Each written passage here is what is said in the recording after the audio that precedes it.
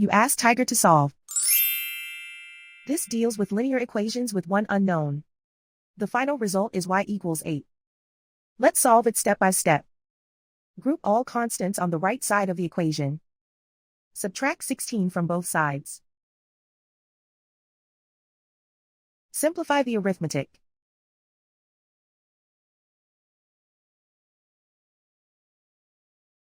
Isolate the y. Multiply both sides by 4. Group like terms.